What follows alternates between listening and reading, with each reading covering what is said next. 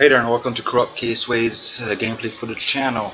So today, Project Zomboidz developers from the Indie has released a ModLoader in which they talk about the creative revolution. If you haven't read the ModLoader, I suggest you go right away to projectzomboid.com and click on the creative revolution, and it'll explain furthermore. Basically, in brief, the creative revolution, it will be a creative mode in which you can build pretty much anything all the way up to a city while in the game. I thought that here they say that these features will not be in the game until here we go, until build 33 is out. That's when the first version of creative mode will be out, and it will only cover the essentials like basic house construction, furniture population, landscaping, and so on.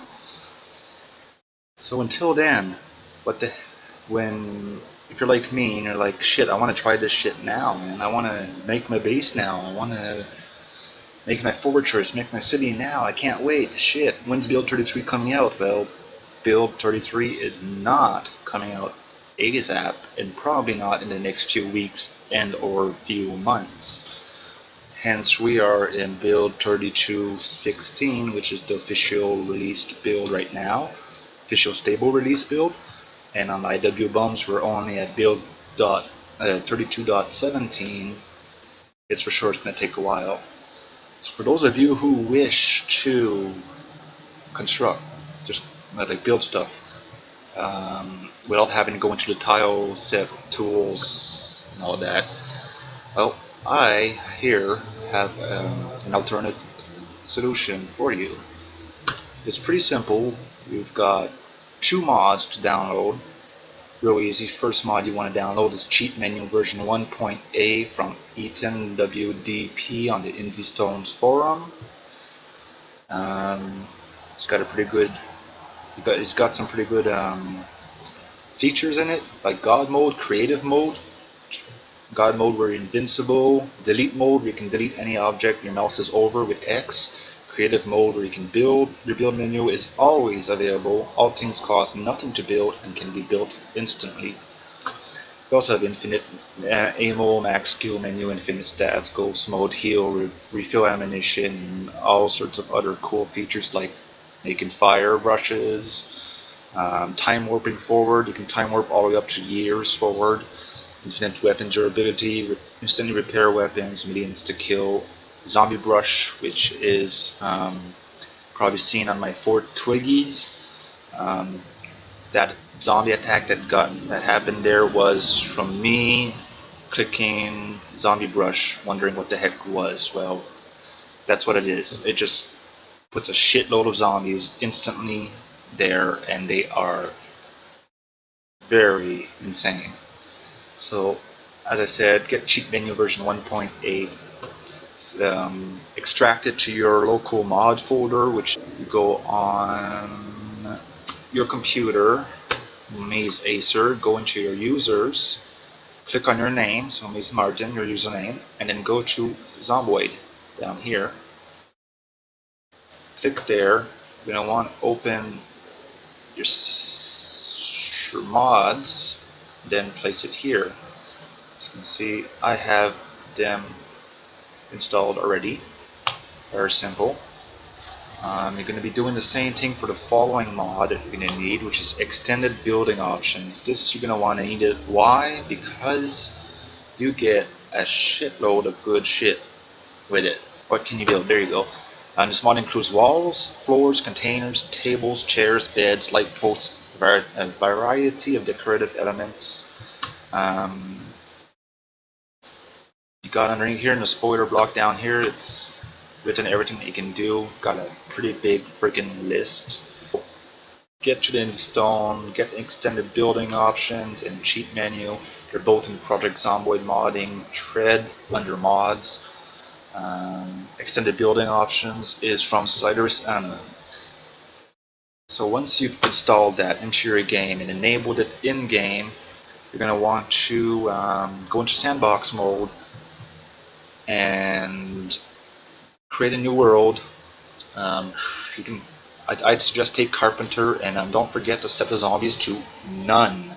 You don't want a single zombie in your world while you're creating what you want.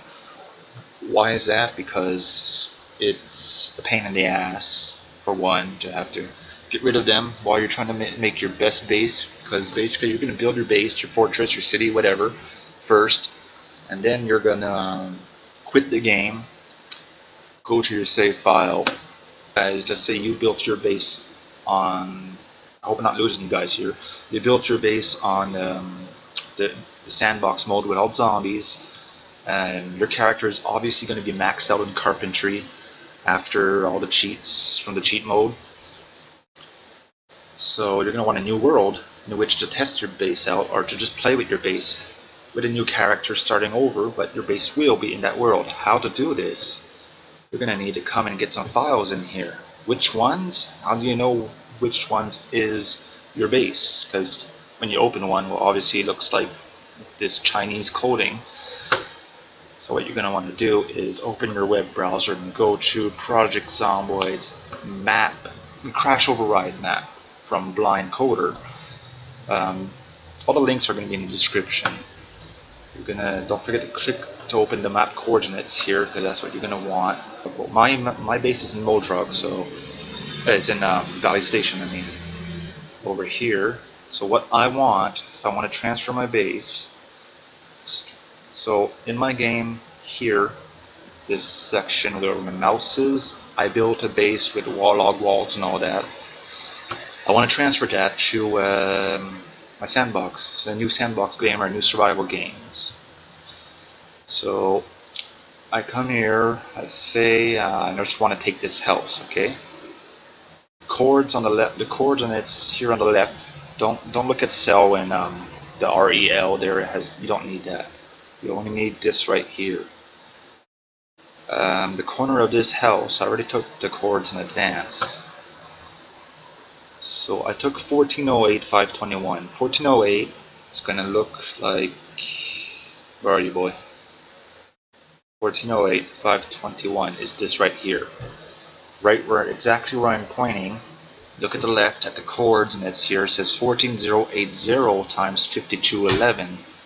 Well, why is it I have 1408 times 521 here? It's because the last digit on each of these is not to be used.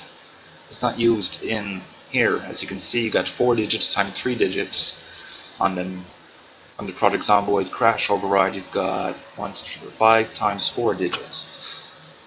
So write down the chords if I were you first. So this is one corner, that bottom corner here. Next corner is 1408. Now where is it? Next corner is 1406, 521. That's the opposite corner right here. Okay, and then you're going to want to get the other. Get out of my way. You're going to want to get the other 2 corners. We'll keep zooming each time. This corner, this corner, this corner, and this corner. Write them down. And then don't forget. So you got one corner here, one corner there, one corner here, and one corner here. You also need the coordinates between those corners, which is this one and this one. So 1407, 519, where is that? That would, okay, 1407, 519 is over here.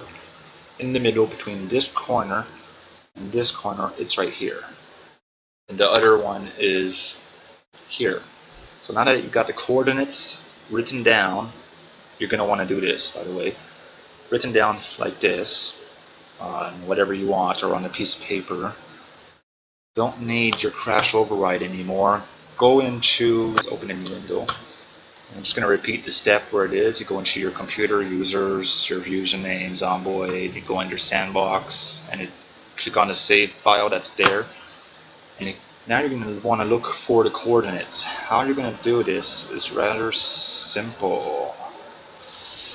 So what I need first is 1408 times 521, right? Is this guy right here. You want that one. Press Control and go and gather 1408, 519. There you go. Now I got all 4 of them. Copy them or cut them. Paste them into a file or whatever. I'm just going to paste them like right here. Boom. These are this is your base right here. These files. You might have more, might have less, depending on the size of your base and how many coordinates you had to get. Now that you have this, keep it in a folder or whatever, so you don't lose it. Open Project Zomboid, create a new sandbox mode or survival mode. Let's say you want to do it in survival mode. Create survival mode, get the character you want, set the traits and all that you want. Load the game. Once you appear in game, exit the game. This will have created your world and saved it. Okay. I know it still seems tedious. Now you go back to your computer. Users, obviously, your username, Zomboid. And for example, we're still going to keep the thing about sandbox. Go into your sandbox if that's where you created your new save, or into survival if that's where you did it. You're going to have something a little bit like this, except you're not going to have a name and an IP address like I have here. You're just going to have different numbers. Click on it, get what's in here, select it, and just paste it into there. It's going to ask you to overwrite. Click yes. Now you can go back in game and your base will be exactly where you built it. If you have any questions, just comment down below, or you can go on the Indystone forum and ask. And I'll probably find it on the Indystone forum because I'm often on there. I'm like on there at least once in the morning, once at night, almost every day. I'll be on there. I'm Corrupt Caseway. Got any suggestions? This is like my first tutorial ever, so that's why I'm like around. All the link is in the description, as I said. The basic steps will be written in the description with keywords only. This is basically the thread in which you're gonna find information on how to transfer your base. For those who are more visual, who like to read, have stuff like this. It's a little separated, but once you read it all, and you fold around with it a bit, you're probably going to understand. This lady here, Blogrot, explains it pretty well, and I placed another very extreme sum up of it there also. So that's it. As I said, hope you enjoyed, and I'll see you guys next time.